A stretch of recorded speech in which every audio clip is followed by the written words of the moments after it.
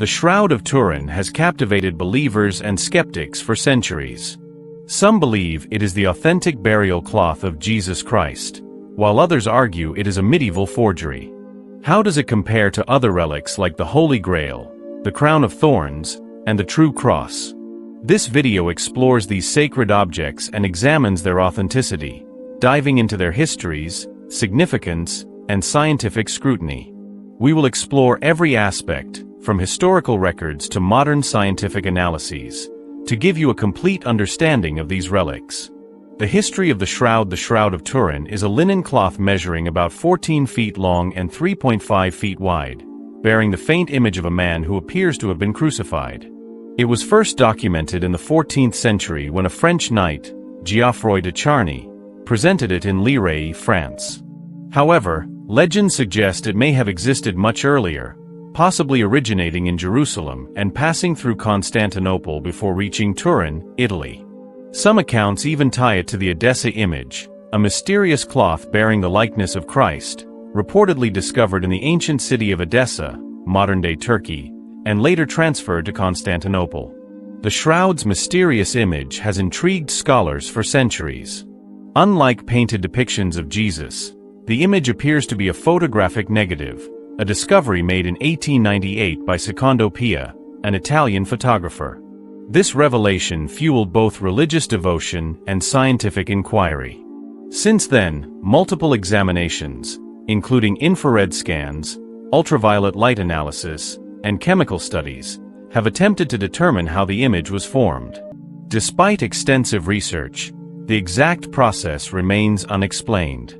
The shroud's connection to other relics, the Holy Grail, the cup Jesus used at the Last Supper, has been the subject of myths, but no physical artifact has been universally accepted as the real Grail. Unlike the shroud, the Grail's existence is based more on legend than evidence. The Grail is often linked to medieval romances, particularly the Arthurian legends, which depict it as a vessel with miraculous powers. Unlike the shroud, which is tangible and has been examined extensively, the Holy Grail's existence remains speculative. Many claim to have found it, but no verifiable proof exists. There are various contenders for the Holy Grail, including the Chalice of Valencia in Spain and the Antioch Chalice. However, no definitive evidence links any of these artifacts to the Last Supper. The shroud, on the other hand, has been studied extensively by historians, scientists, and theologians, making it a far more tangible and scientifically analyzed relic. The Crown of Thorns, housed in Notre Dame Cathedral in Paris, the Crown of Thorns is said to be the one placed on Jesus' head. Unlike the shroud, its history can be traced back to the 4th century. Some believe it may have left puncture wounds matching those seen on the shroud's image. The crown was reportedly preserved and moved to Constantinople before being transferred to Paris by King Louis IX in the 13th century. Unlike the shroud, which has undergone rigorous scientific testing, the crown has not been analyzed in the same depth. During the French Revolution, many relics were lost or destroyed, but the Crown of Thorns survived. Today, it is kept in a reliquary and brought out for veneration on special occasions. While the crown lacks the forensic evidence of the shroud, it remains one of Christianity's most venerated relics. The true cross. The true cross is believed to be the wood on which Jesus was crucified. Fragments of it are scattered worldwide, but their authenticity is debated. Unlike the shroud, which is a single object, the true cross is fragmented and harder to verify.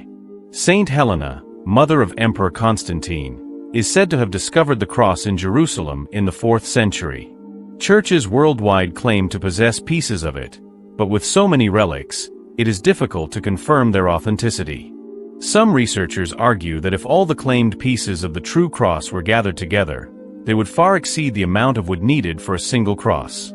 However, studies have suggested that many relics are small splinters, making it plausible that some fragments could be authentic. Despite this, the shroud remains unique in that it is a singular object with a mysterious image that continues to baffle scientists. Analyzing the shroud's authenticity. Carbon dating. A 1988 radiocarbon dating study suggested the shroud was created between 1260 and 1390 AD, supporting the medieval forgery theory. However, some argue that contamination may have affected the results. The samples tested were taken from a corner of the shroud that had undergone medieval repairs, possibly skewing the results. Further studies using alternative dating methods have yielded conflicting results, leaving the question of authenticity open. The wounds on the shroud. The image on the shroud shows a man with injuries consistent with crucifixion, including scourging, a crown of thorns, nail wounds in the wrists, and a spear wound in the side. Blood stains on the cloth contain real human hemoglobin and bilirubin, which appear in cases of extreme trauma.